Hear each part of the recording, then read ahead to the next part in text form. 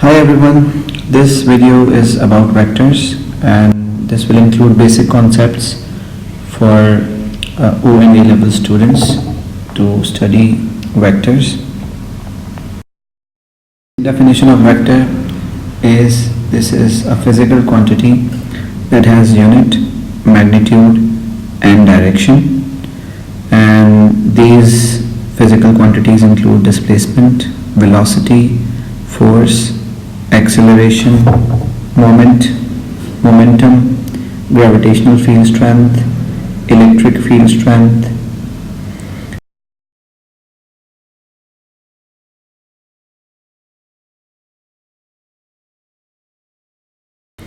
Now, for O-level students, momentum and electric field strength are not part of your course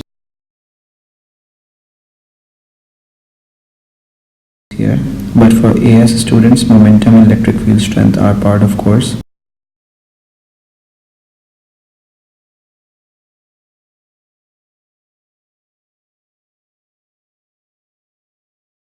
In order to add two vectors, there can be two type of questions. One is when the vectors are parallel, and the second one will be when the vectors are not parallel. So starting with when the vectors are parallel, let's say if there are two vectors of 60 Newton and 10 Newton, the resultant will be 7 Newton. Similarly, there are two vectors which are of 100 meters and 20 meters, but the direction is opposite, the resultant will be 80 meters.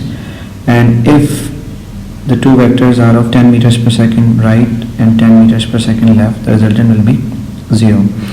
Now in these three cases, case number 1 is actually when the two vectors are pointing in the same direction, which means the angle between them is 0 degree. Similarly, when the two vectors are pointing in opposite direction, the angle between them is 180 degree. So 180 degree is when the vectors are in opposite directions, and 0 degree is when the vectors are pointing in the same direction, as in this case both vectors are pointing towards right side or east. In this case, the angle between the two vectors is 180 degree. Now in case number 2, which is when the vectors are not parallel, not parallel means the angle can be any angle other than 0 degree or 180 degree. It can be 1 degree, it can be 179 degree, or except 0 degree and 180 degree. In order to solve vector in this case, we have to follow a certain procedure, and this procedure includes 3 steps which I am going to discuss right now. Step number 1, for example, if you are given with two vectors such as 3 Newton towards north and 4 Newton towards east.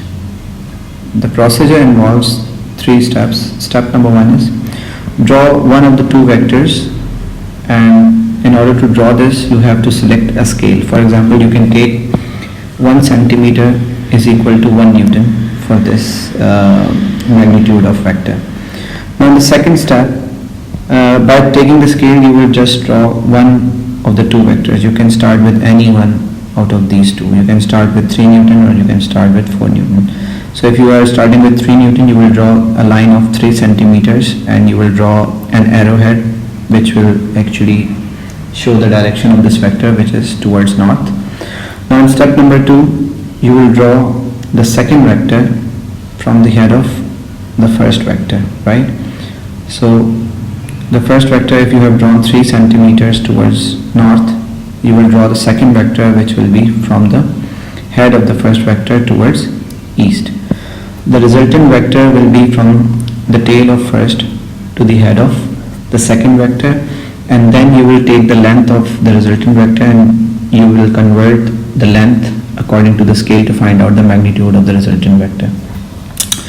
In this example, there are two vectors, 3 Newton and 4 Newton. So I am starting with drawing 4 Newton vector which is of 4 centimeters towards east, 4 Newton vector which is 4 centimeters towards east, and I have shown an arrowhead with it. The second vector will be drawn from the head of first. It is of 3 centimeters and it is towards north because 3 Newton is towards north. The resultant vector is from the tail of first to the head of second, you will take the length of this vector. It will be 5 centimeter according to this problem. So if this is of 5 centimeter and you have taken 1 centimeter is equal to 1 Newton, so your resultant will become 5 Newton in this case. Now see, the vectors which are actually added here are in anti-clockwise direction, right? So the resultant will be in clockwise direction, which means the circle will not be completed. This will not be a closed triangle. The resultant will always oppose the direction of the vectors to be added. So as I have told you, R can also be calculated either by Pythagoras theorem or by scale drawing, because this is actually a right angle triangle in this case. If the triangle is not right angle triangle, then you cannot use Pythagoras, then you can just draw a scale drawing and convert accordingly. So the vectors are in anti-clockwise direction, the vectors to be added, resultant is in clockwise direction, which means the circle is not completed. Now moving on, this is 0 degree, this is 180 degree, and this is 180 degree. Okay, the resultant is of 5 Newton, as I have told you.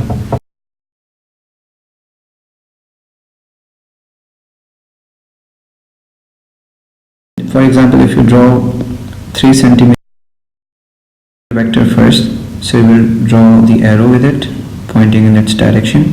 Then you will draw the second vector from the head of first. It's 4 Newton, 4 centimeter. The resultant will be from the tail of first, to the head of second. And the vectors to be added are 1 and 2. Their direction is clockwise. So in this case, I have taken direction anti-clockwise. If you look at both vectors, this one and this one, you will see that the direction is same. And similarly the magnitude will also be same. It's 5 centimeter, which is equal to 5 Newton. This is the resultant force. If vectors to be added are clockwise, then the resultant vector is in anti-clockwise direction and vice versa.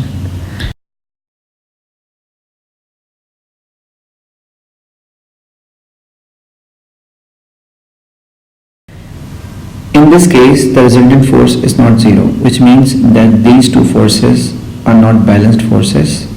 That's why the resultant force is not zero, which means 5 Newton force is an unbalanced force on the object if there are two forces of 3 Newton and 4 Newton acting on the object. Which means if I apply a 5 Newton force, if I want to balance this resultant force, I have to apply a force of 5 Newton but in opposite direction to this resultant force. Then these two forces, which is 3 Newton and 4 Newton, will be balanced because I have applied 5 Newton force, which is of same magnitude to the resultant force but in opposite direction. Which means that the sum of these three forces will be zero and the object will be in equilibrium according to the condition of equilibrium. When the resultant force on the object is zero, the object is in equilibrium. If I draw this in a vector triangle, it will be like this force and this force are the forces to be added, which means 3 Newton and 4 Newton. And if these are the forces to be added, then the third force is balancing the resultant of the two forces, making the resultant zero. These two forces are in clockwise direction, right? So the force which is balancing these two forces is completing the circle, which means the triangle is a closed triangle. If the triangle is a closed triangle, this is actually representing that there is no resultant force acting on the system. There are three forces, 3 Newton, 4 Newton and 5 Newton, which is making the resultant force on the object zero. And this is the case for condition of equilibrium, right? Now the difference between scalar addition and vector addition. As you can see, 3 kg plus 4 kg can become 7 kg, and if you take difference it can become 1 kg because this is a scalar. Scalars can just have two possibilities. Either they can they will be added or they will be subtracted. Now if you talk about vectors, there are more than two possibilities. For example, if you are adding 3 Newton vector with 4 Newton vector, the resultant will be of 7 Newton because the angle is 0 degree. If you subtract, if for example 4 Newton vector and 3 Newton vector are in opposite direction, then the resultant will be of 1 Newton because the angle between them is 180 degree, right? But if the two vectors are, for example, 4 Newton towards east and 3 Newton towards north, then the angle between them is 90 degree, and you can apply Pythagoras theorem and the scale drawing to find out the direction and the magnitude. So the minimum possible answer is 1 Newton and the maximum possible answer is 7 Newton. So the range of the resultant is actually 1 Newton to 7 Newton for these two vectors 3 and 4. It means if there are two vectors of 3 Newton and 4 Newton, the answer can be from 1 Newton till 7 Newton, which means 3 plus 4 can also become 2 Newton, 3 plus 4 can also become 5 Newton, 3 and 4 can also become 6 Newton, 3 Newton, 4 Newton. Whatever comes in between 1 Newton and 7 Newton can be the answer for 3 Newton and 4 Newton vectors.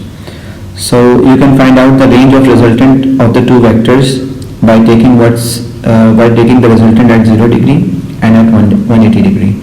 So the minimum answer is 1 Newton and the maximum answer is 7 Newton. It means 3 Newton and 4 Newton can add up to any value between 1 Newton and 7 Newton, but 3 and 4 cannot become 8 Newton because 8 is out of the range, and 3 plus 4 Newton can also not become 0 Newton because the 0 Newton is actually less than 1 Newton, which is out of range.